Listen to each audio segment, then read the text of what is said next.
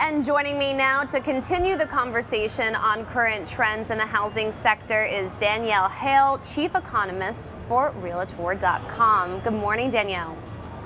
Good morning. Now, the Fed has signaled the possibility of cutting rates later on this year. With lower borrowing costs potentially in the fold, how much are we seeing the housing market start to thaw?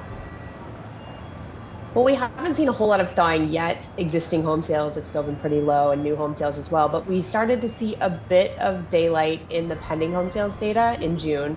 Pending home sales are a forward-looking indicator. They're based on a really early stage in the home buying process, and they were up 4.8% in June as mortgage rates drifted lower. So I do think that's a positive sign. It tells us that buyers are still reacting to interest rates, and as mortgage rates come down, that improves affordability, and we will see buyers react. But, how long do you believe that it'll take for the market to normalize? Yeah, I think there's been a lot of challenges for the housing market. Today, Realtor.com released our July housing trends report. It showed that active inventory, that's the number of homes for sale without any sort of contract to purchase, were up nearly 37% compared to a year ago. So that's a big improvement. And it's at a post-pandemic high. However, it's still down about 30% compared to 2017 to 2019 levels. And even in 2017 to 2019, we were sometimes talking about a housing shortage. So I do think inventory still has a ways to go. Existing homeowners do seem to be deciding to sell and participate in this housing market despite the challenges that they might face. So newly listed homes were up almost 4% in July. So some of the increase that we're seeing in inventory is because we've got more homeowner sellers, but we're also seeing buyers still remain a bit choosier. Interest rates are still relatively high, and so time on market was up a bit. So it's going to take more time before the housing market normalizes. By most indicators, we are taking baby steps in that direction. Let's dive into that a little bit deeper, what you mean it's going to take some time for it to normalize again. So what does the new normal look like right now in this sector, and where will mortgage rates settle? Yeah, I think that's a great question. I think the new normal is really going to depend on what happens with construction and housing supply. And I don't just mean existing housing supply, but construction.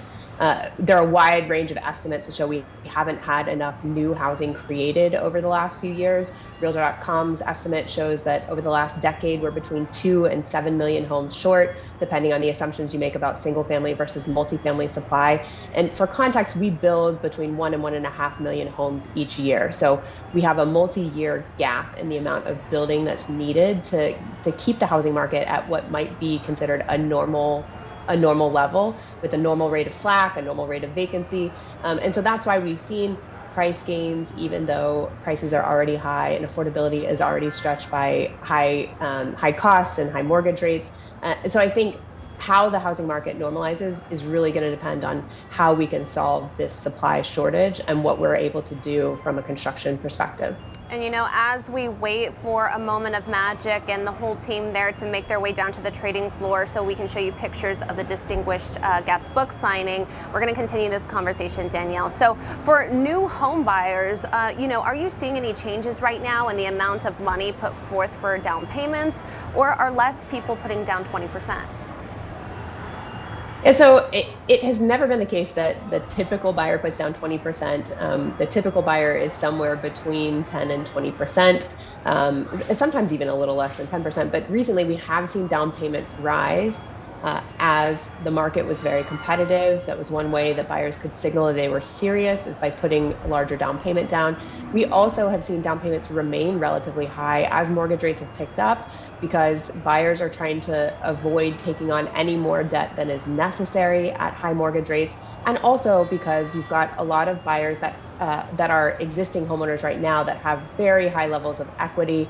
And so they can translate that equity into a larger down payment and therefore avoid taking on more debt at a higher mortgage rate. And so down payments remain relatively high. That said, there's a wide range. There are a lot of mortgage products for buyers, especially entry-level buyers, who don't have large down payments amassed, and they can still be an important part of accessing the housing market and creating homeownership opportunities for first-time buyers. Well, a lot of key takeaways there, Danielle. Thank you so much for joining us. Absolutely.